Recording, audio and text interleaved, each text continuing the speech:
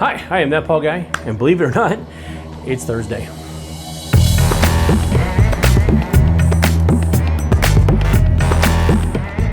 Thursday, April 30th, last day of the month of 2020. 1/3 of a year is already gone. Poof, gone, out of here, just like that.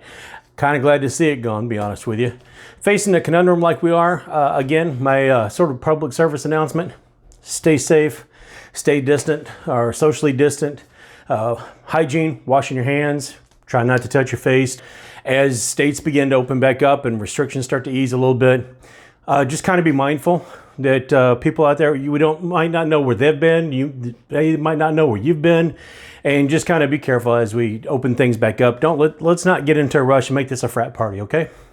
Nothing wrong with frat parties. They have a time and place. This isn't the time and this isn't the place. So that's it. That's my announcement for that. Update on the spider bite. A couple people have asked about that. The reason why I'm mentioning this now instead of in my monthly update is that the other day on Monday, I got a skin graft. The skin graft, the graft itself is a little bit smaller than the area of the wound, so they actually had to staple it in place. Yeah, stapled in place. Yeah, that's as bad as it sounds. It didn't hurt that bad. It stung a little bit. It's been a little bit uncomfortable. But for the next 3 weeks, I can't touch it. So when I go and see the doctor, they're going to have to take a look at it to make sure everything's all right. I'm on the lookout to see if it's leaking or if it's smelling or something like that. Otherwise, I can't touch it. So I'm having to be very creative in how I shower and stuff. So that's the way it is. You know, it's life. So there we have it. Going to start you out with space news. Oh, as a matter of fact, just in case you didn't see last week. Now we can start you out with space news. SpaceX is in the news once again in space, and for pretty good reason. Their fourth prototype, the SN4, actually made its cryo pressure test the other night. Now, you might remember that SN3, its predecessor, did survive the pressure, did not survive the weight. It buckled underneath the weight. This time, everything went really, really well. SN4 passed its cryo test. It held up to the pressure. No welds or anything like that had a problem. Everything held very, very well, and the test was a remarkable success. When asked on Twitter if when we would see a hop test, the hop test is where it actually goes up a little bit, moves over, and comes back down. Most of the time, it's like 150 meters up and over. Elon Musk said that it was pretty much ready now, and all they were waiting for would be government clearance. Of course, it does have to have its engines attached, but they're already in the process of doing that. So we will probably be able to see that hop, I would imagine, on or around or shortly before astronauts go up at the end of May. Stay tuned. We'll have to see what happens, and hopefully everything goes really, really well. It's cleared a major hurdle, so we'll have to see how the rest of it goes. Also in space news, if you are watching this means we did not get hit by 1998 OR2. That's the name of the 1.5 mile large asteroid that came close to our orbit. And I say close because it was roughly 4 million miles out. It's about 15 or 16 times the distance from us to the moon. It was that much further out. Didn't even cross our orbit. It's outside of our orbit still, and it ducks in between our orbit and Mars's orbit, still well clear of even where the moon would be. This has an orbit about every 32 years or so. It was discovered, obviously, in 1998, which is why it's named 1998 OR2.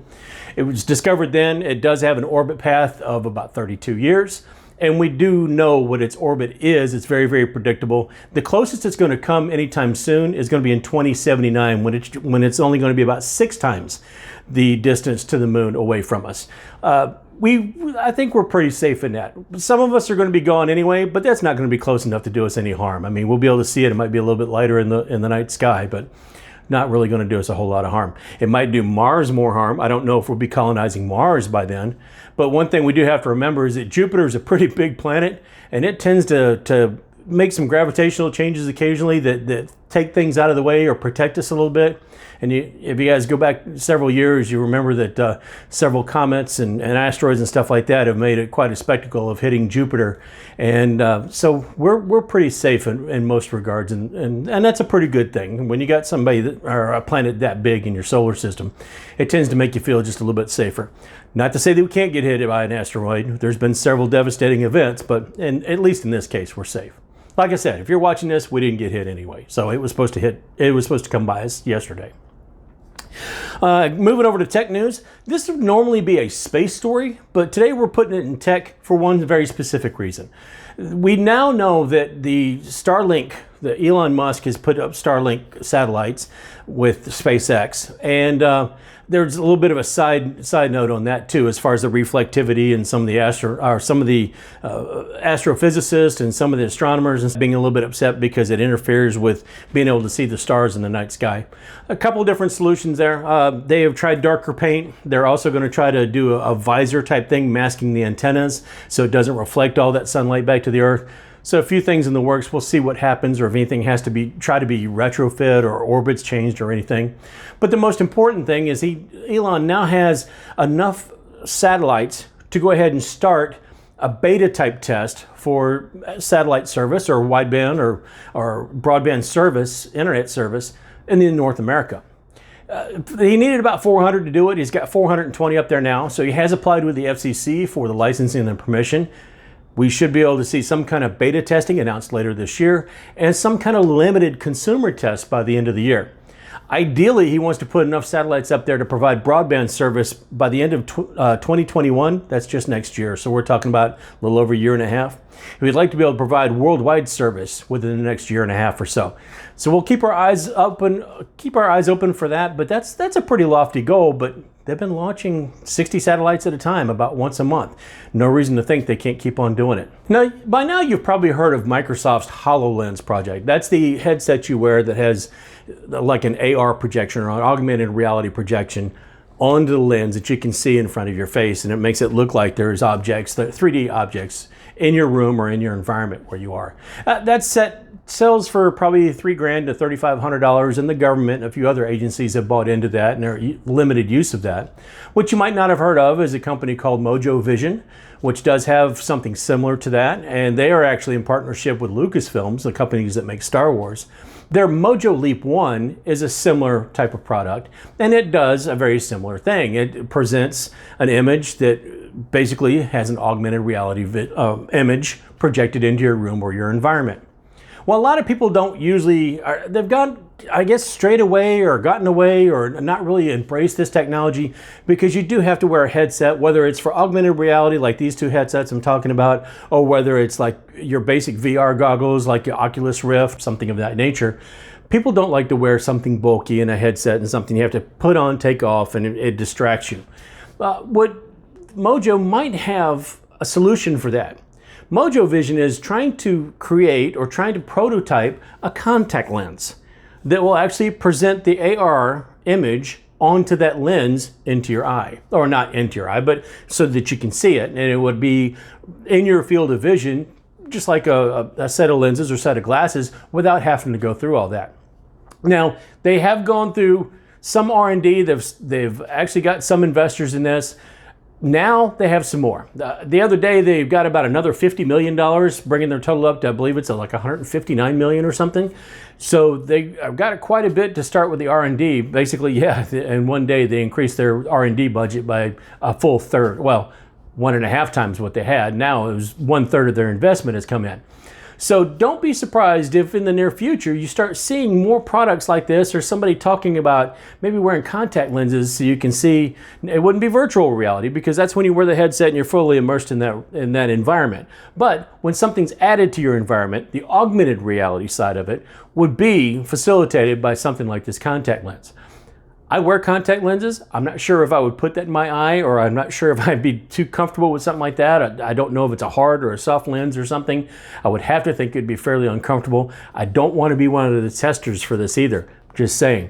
But if you are curious what AR looks like and you have a newer smartphone, if you have anything probably in the past 2 or 3 years, definitely in the past 2 or 3 years, maybe as far back as 4 or 5 years, Google animals, and basically any kind of animal. You can Google a shark, a tiger, a lion, even a panda, and there might be a thing at the bottom or underneath that says see in 3D.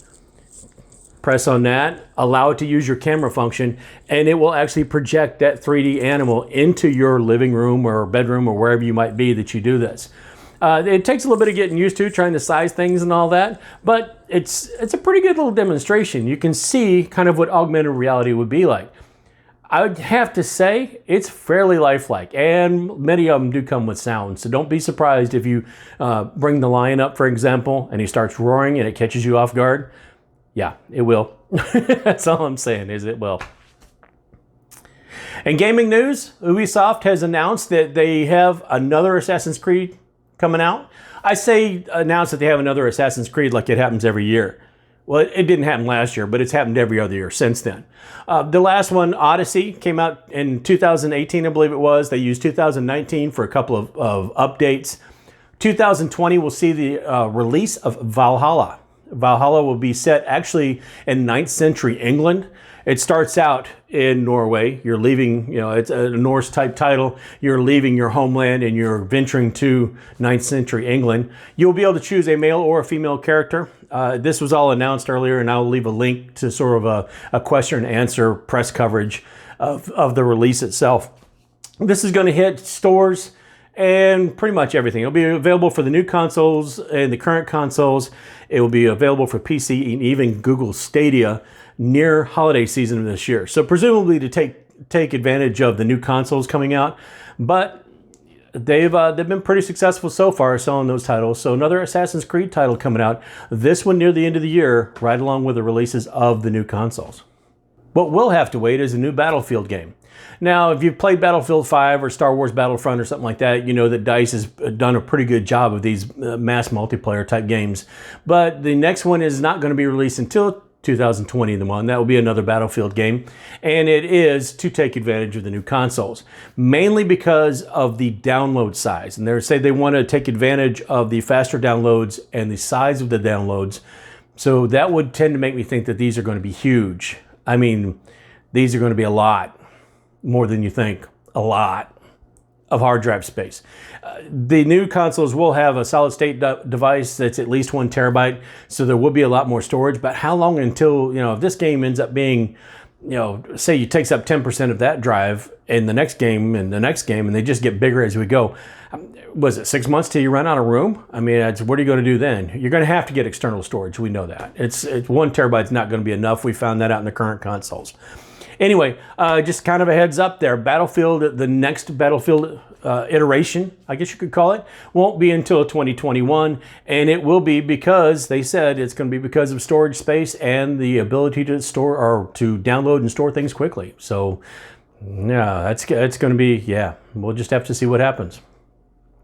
And finally today, and you're kidding, right? Some of you may have seen a lot of advertisement for Trolls World Tour, the Trolls movie. It's actually the second Trolls movie. Because theaters are closed, Universal Pictures decided to go ahead and take this straight to video on demand. Loved it. $100 million over the weekend or the first week of release or something like that. Very happy with it. They think, well, maybe we've got a new model of doing things. And when the theaters open back up again, maybe we can do that as a release alongside of the theaters. AMC Theater says, not on our watch. They have severed ties with Universal Pictures and said, as long as you're doing that, you can't come in our theaters. Now, I don't know how much of a tussle these two are going to get into over this, but there comes a time when, you're cutting off your nose to spite your face, aren't you? When Universal Pictures is bringing in a pretty decent amount of money in your theaters every year, pretty consistently, 3 or 4 or 5 times a year, and you tell them they can't come in anymore because you're mad about a video on demand release when you can't open anyway, somebody's being petty. And that's all I got to say about that. But somebody's being petty. But anyway, like I said, you can't make this stuff up. It is what it is. Special shout out to Clark. I loved it, man. How's that got to do anything? How is that relevant? I think it was. Yeah, he played with other bands. Anyway, I love the comic strips. Thank you, Clark. I loved them. They were awesome. That's all I got this week, folks. So as always, you're welcome to subscribe, share, thumbs up, thumbs down, leave me any kind of comments you want. I got 97 subscribers, folks. How would you like it if you're working your butt off trying to get a job done and you're that close? Hit that red subscribe button. I'd love you for it. Or right down there in the bottom corner, you can hit that little TPG square, and that will also subscribe you. Or about this time, you should see my ugly mug popping up in a little circle somewhere on the screen. You can hit that one too. Help me hit 100, all right?